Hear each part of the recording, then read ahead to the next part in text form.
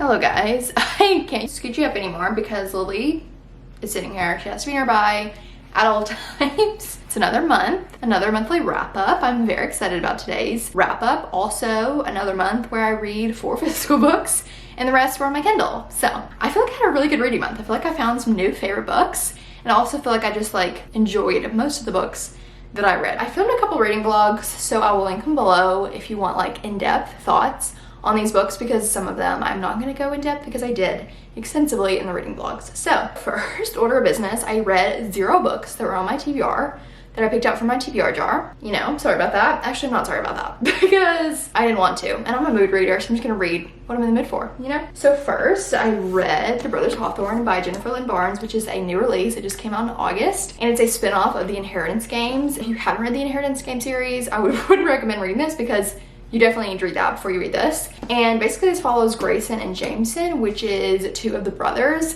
and you're just kind of following them on some adventures that they're going on. And I really did enjoy this. I gave it 4 stars, and I just thought it was a good time. I enjoyed the characters, I love seeing them again, and overall I just enjoyed it. It was a little bit long, but I feel like I read it pretty fast because it's YA, short chapters, very easy to read. We're just going fast today. So next I read Desire or Defense and Flirtation or Face Off by Leah Brunner, and these are in a hockey romance series. They're both closed doors, so if you want to read Icebreaker but you don't want to read Spice, I recommend these 2 because I thought they were really good. I feel like you get the found family, you get the romance aspect, but you just don't get the spice. So they are very reminiscent of Icebreaker if you want a similar vibe. Desire or Defense is more of a grumpy guy and a single parent kind of situation. And then Flirtation or Face Off is more about he's kind of known as a player, but he's really liked this girl for so long, and you see kind of glimpses of that in Desire or Defense, and he's just pining after her, which I loved. I like Flirtation or Face Off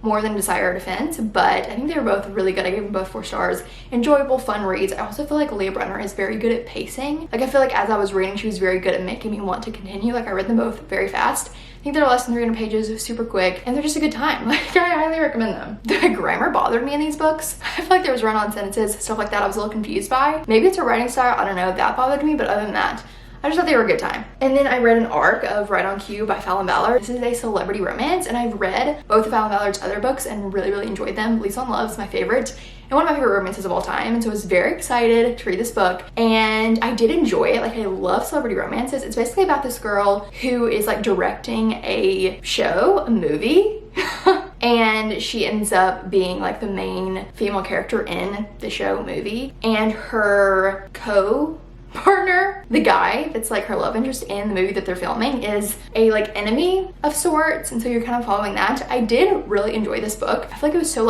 easy to fly through, I wanted to keep reading, but I did feel like there was a little more spice than I anticipated, more spice than in her other 2 books, and I feel like it was unnecessary. I was okay. And then there was a miscommunication at the end, which I hated. It was so frustrating to where I wasn't really rooting for the characters because I was this is stupid. And I'm not really a miscommunication hater. Sometimes I feel like it can work, but this scenario, I was no, just talk, you know? Also, the setting for this book was in a small town, which I thought was really cute.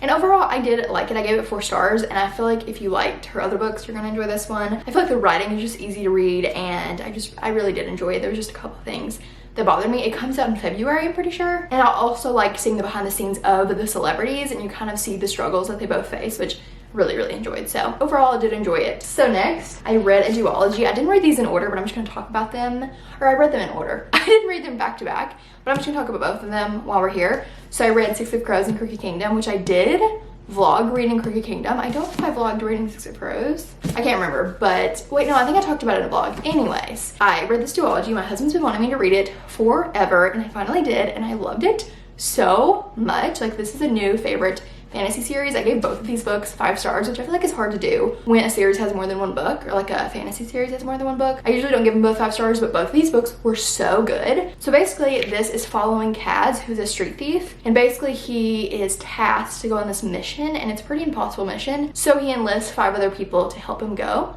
on this mission, and it's very much a fantasy plot with a very tiny subplot of romance. The romance is like crumbs, but when you get to the romance, it's so good. And I was just on the edge of my seat both of these books. I literally was kind of stressed. I was just waiting to see what was gonna happen, and the end literally had me sobbing. Like, it was so good. I love this duology so much. There's action, there's found family with the characters, you get the POV of all of them. It's in third person, but you get all their POVs, which I really loved, and you get very much the backstories of all these characters. Literally 200 pages into Six of Crows, I was already like loving the characters so much and felt so connected to them. And so by the time I finished Cookie Kingdom, I love these characters so much. Like, literally, they feel like real people to me. So yeah, I just highly recommend this fantasy duology. You need to read it. It's YA and it's pretty easy to understand. I feel like if you haven't read any fantasy, you would still be able to understand this. And I didn't read the, what is it called? The trilogy before this. Literally forgot. There's a trilogy before this. I didn't read it and I still understood it. And it was so good. So love that. And then I read Can't Help Falling by Courtney Walsh. The books I didn't like very much, I'm not going to talk very much about, but basically this is in a small town. It's in the Sweater Weather series, so there's 7 different authors writing 7 different books, 7 weeks in the fall. But it's about a firefighter and this girl who has a romance podcast, and I didn't really love it, and I was so disappointed because I love Courtney Walsh's books, but it was just like kind of a miss for me. But I feel like if you want a closed door fall romance, you should give it a try, but didn't love it. So let's move on to one I did love, which is Wildfire by Hannah Grace. I love this book so much. I got an arc on Fable, which I'm literally so excited about. And this is the second book after Icebreaker. It is very spicy, so if you follow my channel and you want close door books, I probably wouldn't read this. But it is following Russ and Aurora. Russ is a hockey player that you see a little bit in the first book, and then Aurora is another student at the college that they go to, which is Maple Hills, and most of the book takes place at a summer camp. So basically these are 2 characters, they meet at a college party, they have a night together, and then they go their separate ways and then see each other at this camp because they're both camp counselors.